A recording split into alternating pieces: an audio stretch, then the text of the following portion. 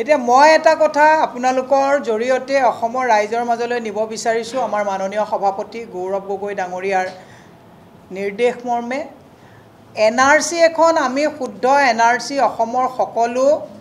নাগৰিকে বিচাৰো নে নিবিচাৰো ডেফিনেটলি আমি বিচাৰো যিটো কাৰণে প্ৰায় 55,000 এমপ্লয়ি অসম চৰকাৰৰ তাত নিয়োগ কৰা হৈছিল 1600 কোটি টকা তাত খৰচ কৰা হৈছিল আৰু তাৰ পিছতো আমি আজি তাৰিখত এখন শুদ্ধ NRC কিয় পাবলৈ সক্ষম নহলো এক বৃহৎ প্ৰশ্ন এতিয়া কথাটো হৈছে আমি অসম চুক্তিৰ আধাৰত 1971 চনৰ 24 মাৰ্চৰ পিছত কোনো সন্দেহযুক্ত বা অভাৰতীয় নাগৰিকক আমি অসমলৈ আহাটো বা ভাৰতলৈ আহাটো আমি কেতিয়াও নিবিচাৰো এতিয়া কথাটো হৈছে ডাবল ইঞ্জিন চৰকাৰ আছে ডাবল ইঞ্জিন চৰকাৰক আমি কৈছো ডিটেক্ট ডিটেনশন এণ্ড ডিপোৰ্ট এটা ডিটেক্ট ডিটেনশন এণ্ড ডিপোৰ্ট কৰিবৰ কাৰণে দুইখন দেশৰ মাজত এটো এটা চুক্তি কৰি পেলাই তেওঁলোকে কৰিব লাগিব আজি কেদিনমানৰ আগত আপোনালোকে দেখিছে প্ৰায় 65 জন ব্যক্তিক পুশবেকৰ নামত তেওঁলোকে গোটেই অসমত ক'লে যে বাংলাদেশী তেওঁলোকে ধৰিছে এতিয়া তেওঁলোকক ডিপোৰ্ট কৰিব কিন্তু অতি আপোনাৰ হতাশজনক কথা তেওঁলোকক আকৌ ঘূৰাই আনি মই যদি আপোনাক এটা উদাহৰণ দিও মৰিগাঁৱৰ আৰক্ষী অধীক্ষকে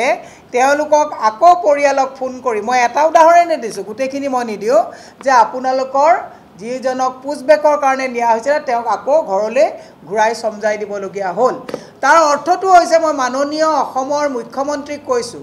সাবজেক্ট টু NRC গুটে কথাখিনিয়ে যেহেতুকে নাগৰিকত্বৰ বিষয়টো যে সেন্ট্ৰেল সাবজেক্ট তথাপিও আমি কৈছো যে আপোনালোকে ৰাজনৈতিক এটা উদ্দেশ্য প্ৰণোদিতভাৱে অসমখন অশান্ত কৰিবৰ কাৰণে হিন্দু মুছলমানক আপোনালোকে মুছলমানক ধৰি পেলাই হিন্দু ভোটটো পলাৰাইজ কৰিবৰ কাৰণে যি ৰাজনৈতিক পৰিৱেশৰ সৃষ্টি কৰিছে ইয়াক আমি একচুয়ালি আপোনালোকক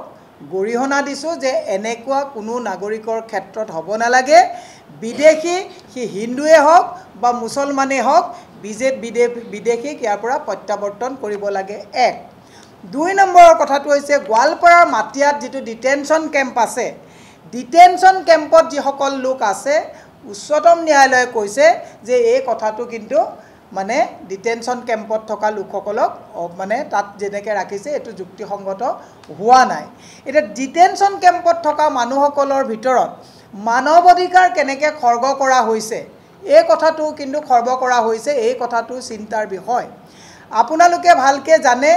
যে ডিটেনশন কেম্পত মই মাটিয়া ডিটেনশন কেম্পত গৈ তাৰ ওচৰত গুটেখিনি আমি যেহেতুকে ভিতৰত যাব দিয়া নহয় আমি যিমানখিনি তাত থকা মানে সুৰক্ষাত থকা ব্যক্তিৰ লগত কথা পাতিছো তাত মানসিকভাৱে যি সকল মানুহ ভাগি গৈছে চিকিৎসাৰ অভাৱ